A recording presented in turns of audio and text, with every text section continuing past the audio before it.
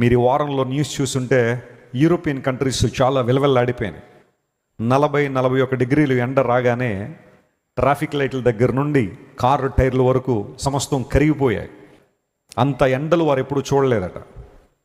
మనకి వేసవకాలం రాగానే రోహిణీ కార్టులో 48 డిగ్రీలు వచ్చేసిన పదేవో అనిపించింది మనకు. కానీ యూరోపియన్ కంట్రీస్లో వాళ్ళకి అంత ఎండ ఇప్పుడు అలవాట్లేదు కాబట్టి ఒక్కసారి ఆ హీట్ వేవ్ వచ్చినప్పుడు చాలామంది చనిపోయారు. మరలా అలాంటివి వస్తే ఎలా అన్న భయం బహుశా వారిలో ఉండొచ్చు. పిల్లలు గమనించండి, మానవ జీవితంలో ఎన్నోసార్లు రకరకాల సమస్యలు ఇబ్బందులు వస్తున్నప్పుడు భయకంపితమైన వాతావరణాలు రావచ్చు. భయం గుప్పిట్లో మానవుడు జీవిస్తున్నాడు. ఎక్కడ చూసినా ఈ రోజున ప్రపంచంలో భయం ఉంది. ఏ మూల ఏం జరుగుద్దో తెలియని పరిస్థితి.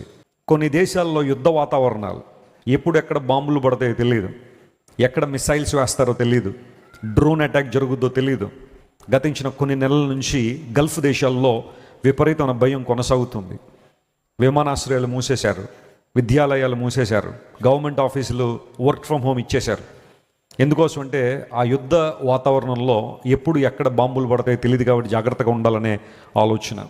ఎక్కడ చూసినా రకరకాల భయాలు కొనసాగుతున్నాయి ప్రపంచంలో.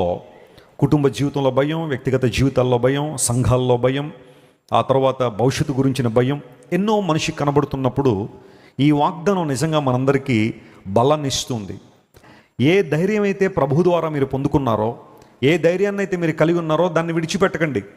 అలా విడిచిపెట్టకుండా ఉన్నందుకు మీకు గొప్ప బహుమానం కలుగుతుంది అని పౌలు భక్తుడు రాశాడు.